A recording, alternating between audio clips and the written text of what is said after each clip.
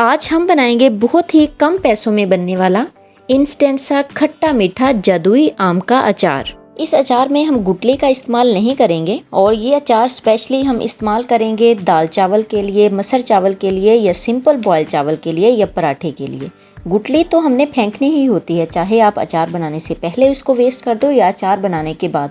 तो क्यों ना हम इसको पहले ही वेस्ट कर दें ताकि हमारे जो मसाला जात हमने इस्तेमाल करने हैं उनकी क्वांटिटी भी कम डले और जो हमने तेल का इस्तेमाल करना है उसकी क्वांटिटी भी कम लगे। इन छोटी छोटी टिप्स को हम लोग आज फॉलो करेंगे तो इंशाल्लाह मुझे उम्मीद है इस वीडियो को कंप्लीट देख लेने के बाद आप यही वाला अचार डालोगे और दूसरे सब अचारों को आप भूल जाओगे। इस इंस्टेंट से अचार को बनाने के लिए सबसे पहले मैंने 5 किलो कच्चे आम लिए थे। इनको मैंने रात भर पानी में भिगो लिया था।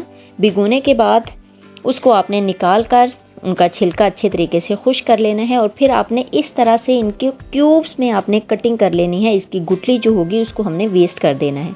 ये कटिंग आपको खुद ही करनी पड़ेगी, बाज़ार वाले इस तरह की कटिंग आपको करके नहीं देंगे।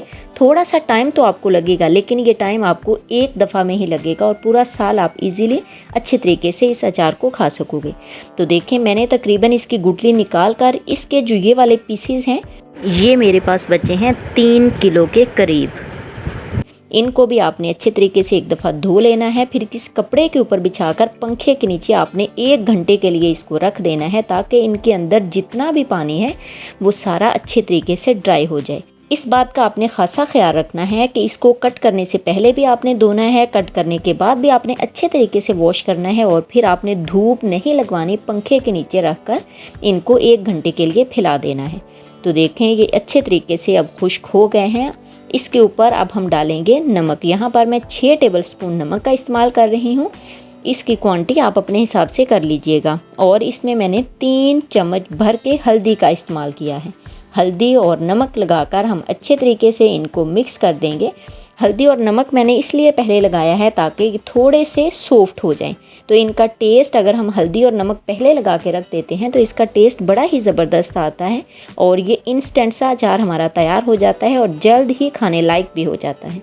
तो देखें मैंने इसके ऊपर हल्दी और नमक लगाकर इसको मैंने साइड पर रख देना है और उसके बाद हम तैयार करेंगे अचार का एक बहुत ही ज़बरदस्त सीक्रेट सा मसाला।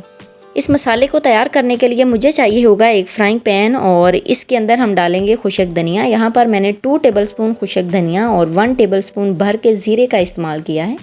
इन दोनों चीज़ों को हमने ड्राई रोस्ट करना है बिल्कुल लो फ्लेम पर। इस स्टेज पर आपने ध्यान रखना है कि फ्लेम आपका हाई या मीडियम नहीं होना चाहिए। अगर होगा तो आपके अचार का टेस्ट हमारा ख़राब हो सकता है। तो इसलिए लो फ्लेम पर हमने कुछ ही सेकंड्स के लिए इसको रोस्ट करना है जब तक इसकी हल्की सी खुशबू आने लगे। बस इतना ही हमने इसको ड्राई रोस्ट करना है।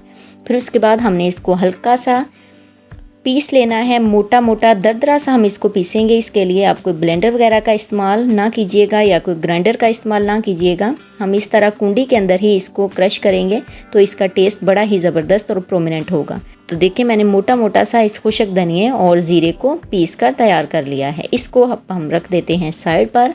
अब दूसरी चीज़ जो हमें चाहिए होगी इस अचार को तैयार करने के लिए वो मैंने ली हैं लहसुन की कलियाँ। यहाँ पर मैं देसी लहसुन का इस्तेमाल कर रही हूँ। अगर आपके पास अवेलेबल हो तो वेल एंड गुड, इसका टेस्ट बड़ा ही अचार में अच्छा आएगा। लेकिन अगर आपके पास देसी लहसुन ना हो तो आप दूसरा लहसुन भी इस्तेमाल कर सकते हैं। यहाँ पर मैंने 1/2 कप देसी लहसुन की कलियाँ ली हैं।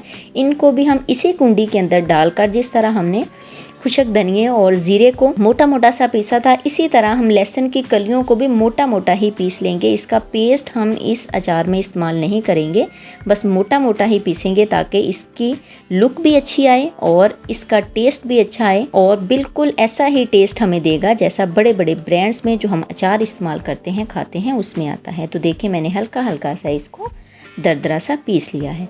इसके बाद मुझे चाहिए होगा फिर से एक फ्राइंग पैन और इसमें मैं डालूँगी तेल। यहाँ पर मैंने 3 कप तेल इस्तेमाल किया है। मेरे पास 3 किलो ही आम है, मैंने 3 कप ही तेल का इस्तेमाल करना है और तेल को मैंने मीडियम फ्लेम पर अच्छे तरीके से एक दफ़ा गरम कर लेना है। गरम करने से अचार की एक तो शेल्फ़ लाइफ बढ़ जाती है, दूसरा सरसों के तेल में एक स्मेल सी होती है जो गरम करने से ही निकलती है, नहीं तो अचार के अंदर से वो आती ही रहती है। तो उसको रिमूव करने के लिए, दूर करने के लिए इस तेल को मैंने अच्छे तरीके से एक दफ़ा गरम कर लिया है और फिर इसमें से 2.5 कप मैंने तेल निकाल कर साइड पर रख दिया है और जो आधा कप तेल है उसके अंदर मैंने वो जो देसी लहसुन की कलियों को पीस कर रखा हुआ था वो डाल देंगे। याद रहे इस स्टेज पर फ्लेम मेरा बिल्कुल ऑफ है। और फिर इसमें हम डालेंगे बाकी के मसाला जात, जिसमें मैं 1 टेबलस्पून काली मिर्च पीसी हुई का इस्तेमाल करूंगी, 3 टेबलस्पून इसमें मैं लाल मिर्च का इस्तेमाल करूंगी जिसको हम चिली फ्लेक्स भी कहते हैं। मैंने इस स्टेज पर पाउडर लाल मिर्च का इस्तेमाल नहीं किया या कश्मीरी मिर्च का इस्तेमाल नहीं किया, अगर आपके पास अवेलेबल हो तो आप कर सकते हो। इसके बाद जो खुशक धनिया और ज़ीरे को मैंने क्रश करके रखा हुआ था इस स्टेज पर वो ऐड कर देंगे। और अब ये मेरे पास है बाज़ार का मसाला, ये है तकरीबन 1/2 कप, जिसमें कलवंजी है, जिसमें सौंफ है और जिसमें मेथी दाना है। ये मैंने 1/2 कप इस्तेमाल किया है। ये बाज़ार से आपको इजीली मिल जाएगा। अचार का मसाला अगर आप कहेंगे तो आपको इजीली हर स्टोर से मिल जाएगा। तो देखें अभी इस टाइम मेरा फ्लेम ऑफ है और मैंने इन तमाम चीज़ों को ऑयल के अंदर डालकर हल्का सा गर्म कर लेना है ताकि इनकी खुशबू प्रोमिनेंट हो जाए। तो देखें इन तमाम चीज़ों को मैंने इस ऑयल के अंदर अच्छे तरीके से मिक्स कर लिया है। अब इसको हमने एक दफ़ा ठंडा कर लेना है इस मसाले को। अब इस तमाम मसाले को हमने एक दफ़ा यहाँ पर ठंडा कर लेना है, इस चीज़ का आपने ध्यान रखना है। मैंने गरम गरम आम के ऊपर नहीं डाला, इसको मैंने ठंडा कर लिया है। और ठंडा करने के बाद उन आमों के ऊपर हम डाल देंगे जिसको हमने हल्दी और नमक लगाकर 10 मिनट के लिए साइड पर रखा हुआ था।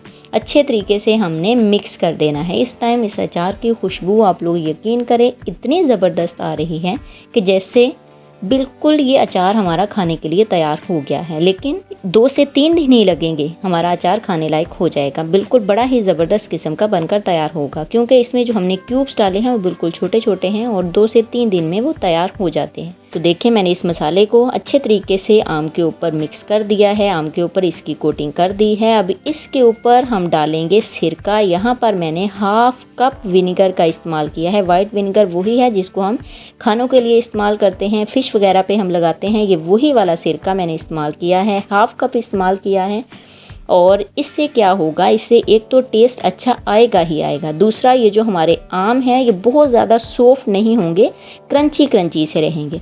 और इसके ऊपर अब जो तेल मैंने गरम करके 2.5 कप एक साइड पे रखे हुए थे वो डाल देंगे। तो बस इतना तेल ही 3 किलो आम के हिसाब से परफेक्ट होगा।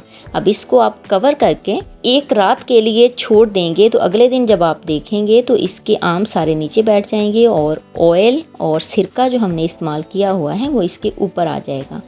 और ये अचार आपका बिल्कुल भी ख़राब नहीं होगा। इसको आप जितने टाइम के लिए इस्तेमाल करना चाहें, साल के लिए, 2 साल के लिए, इसका टेस्ट भी ख़राब नहीं होगा और इसका जायका भी ख़राब नहीं होगा। इसकी लुक भी एज़ इट इज़ रहेगी, इसकी लुक भी ख़राब नहीं होगी, क्योंकि इसके अंदर जो हमने सिरका इस्तेमाल किया है और जो छोटी छोटी टिप्स को हम लोगों ने फॉलो किया है उससे ये आम का अचार आप लोगों का कभी भी ख़राब नहीं होगा।